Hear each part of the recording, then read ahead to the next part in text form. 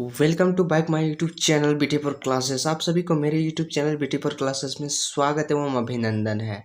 आज के इस वीडियो में बात करने वाले हैं हर्षवर्धन काल का, बहुत ही साम्राज्य विस्तार का, बहुत ही जो हिस्ट्री का इम्पोर्टेंट टॉपिक माना जाता है।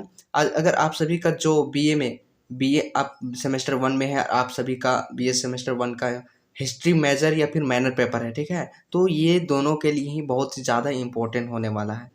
आप लोग वीडियो में को एंड तक ज़रूर देखिएगा, क्योंकि यह वीडियो आपके लिए बहुत ही मज़ेदार और बोला जाए तो बहुत ही ज़्यादा महत्वपूर्ण वीडियो होने वाला है। ऐसा इसलिए क्योंकि यह जो टॉपिक है, इससे बहुत ज़्यादा क्वेश्चन हर साल, हर वर्ष से, हर सेमेस्टर में मिलता जुलता रहता है। आपका बात करें तो सेमेस्टर 2 में भी आपका मिलेगा, सेमेस्टर फर्स्ट में भी आपका मिलेगा, ठीक है।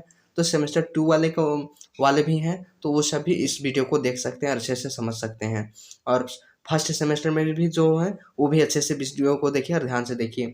अभी मैं जो आप सभी को बताऊंगा उस चीज़ को अच्छे से कॉपी में नोट कर लीजिए और अच्छे से पढ़ाई कीजिएगा। हम आपको 100% गारंटी देते हैं कि ये क्वेश्चन आपको अवश्य मिलेगा फाइनल एग्जाम में। अगर बात करें आप सभी का एग्जाम का, तो आप सभी का बीए सेमेस्टर वालों का बहुत ही नज़दीक पहुंच गया है एग्जाम डेट, इसलिए आप लोग ध्यानपूर्वक अच्छे से पढ़ाई कीजिए और एग्जाम में अच्छे मार्क्स के साथ अगले कक्षा में प्रवेश कीजिए। और अगर आप सभी मेरे टेलीग्राम ग्रुप पर ऐड होना चाहते हैं, ज्वाइन करना चाहते हैं, तो आप सभी का वीडियो को डिस्क्रिप्शन में लिंक दे देंगे, आप सभी जाकर ज्वाइन कर लीजिएगा। वहाँ पर आप सभी को हर चीज़ का अपडेट वीडियो डालने से पहले वहाँ अपडेट दी जाती है, इसलिए वहाँ जब आपको पता चलेगा तो आपके पास नोटिफिकेशन जाएगा, आप लोग उसके बाद जाके देख सकते। तो बिना समय व्यर्थ किए हम करते हैं वीडियो को स्टार्ट। इससे पहले कि आप लोग मेरे YouTube channel BT for classes में पहली बार आए थे तो प्लीज़ चैनल को सब्सक्राइब कर बेल आइकन को ऑन कर लीजिए, और अगर वीडियो पसंद आए तो वीडियो को लाइक शेयर कमेंट करना ना भूलें। तो जिससे कि आप सभी यहाँ पर देख रहे हैं कि हेडलाइन में दिया हुआ है कि हर्षवर्धन साम्राज्य का विस्तार। इसका अर्थ होता है कि मतलब हर्षवर्धन का जो साम्राज्य है उसका विस्तार आखिर कैसे हुआ। तो आइए हम बताते हैं। हर्षवर्धन ने राजा बनने के बाद अपने साम्राज्य का विस्तार करना शुरू किया था। कब? अपने साम्राज्य का विस्तार कब शुरू किया था? जब वह राजा बन गया था, ठीक है। आप लोगों को एकदम पूरा कहानी टाइप से बताऊंगा, इसीलिए एकदम आपका माइंड में पूरा अच्छा से घुसेगा, इसलिए ध्यान से बैठ के पढ़िए और कॉपी में नोट भी करते जाइएगा सही साथ में, ठीक है। तो जो हर्षवर्धन थे, राजा बने थे, तो राजा बनने के बाद जो है कि मतलब अपने साम्राज्य का विस्तार शुरू किया था।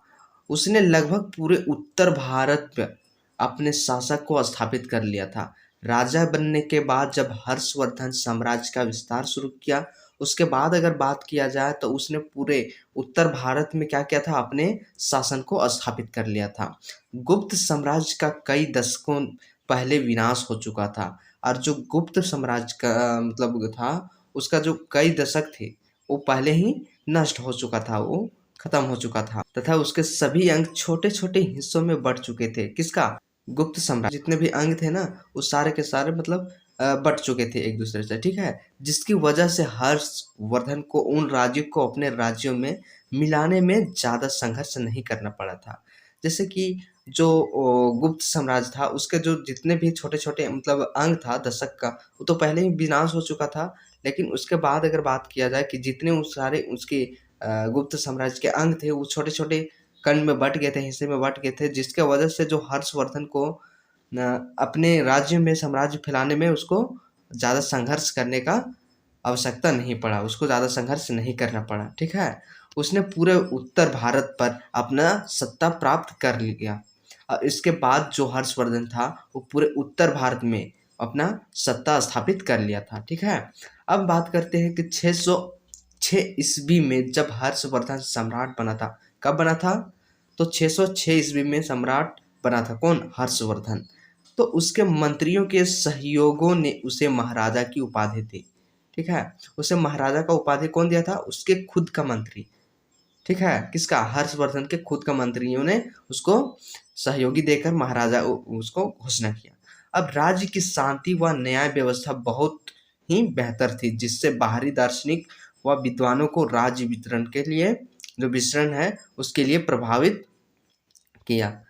जैसे कि जब हर्षवर्धन 606 ईसा पूर्व में ईस्वी में राजा बनना था, सम्राट बनना था, तो उसके मतलब सम्राट का उसका बहिष्कार कौन किया था? उसके मंत्रियों ने किया था खुद। उसके बाद अगर देखा जाए वहाँ का, तो जो राज्य की शांति और न्याय व्यवस्था था, वो पहले से बहुत ही काफ़ी ज़्यादा बेहतर अच्छी हो गई थी। जिसके कारण जो बाहरी दार्शनिक और विद्वान लोग थे, वो उस चीज़ को देख कर के उसमें बहुत ज़्यादा आकर्षित हुए, ठीक है? चीनी जो है, चीनी यात्री तो व्हेन-सांग, चीनी यात्री व्हेन-सांग हर्षवर्धन के समय में ही भारत आया था। जो चीनी यात्री कौन था? व्हेन-सांग, ठीक है? आप लोग नाम याद रखिएगा, चीनी यात्री कौन है? व्हेन-सांग। तो हर्षवर्धन के समय में ही भारत आया था। जो व्हेन-सांग था वो कब भारत आया था? जब हर्षवर्धन काल चल रहा था, उसी टाइम हर्षवर्धन के काल में ही भारत चीनी यात्री आया था। कौन? व्हेन-सांग। उसने हर्षवर्धन के न्याय व उदारता की बहुत प्रशंसा की है।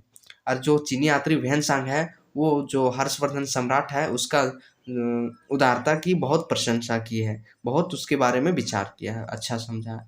उसके द्वारा किए गए दान को भी उसने पूरी दुनिया में फैलाया। जो हर्षवर्धन द्वारा दान किया गया था, उस चीज़ को जो व्हेन-सांग है, जो चीनी यात्री एक है, उस चीज़ को पूरी दुनिया में इस चीज़ को फैला दिया, ठीक है? ये था आप सभी का बहुत ही इम्पोर्टेंट टॉपिक। आशा करते हैं कि आप लोग अच्छे से समझ गए होंगे, ठीक है? आप लोगों के बीच लेकर आऊँगा एक फिर से हिस्ट्री का मोस्ट इम्पोर्टेंट टॉपिक। बहुत सारे भी टॉपिक्स बचे हुए हैं और आप सभी का एग्ज़ाम भी बहुत ज़्यादा करीब पहुँच चुका है, ठीक है?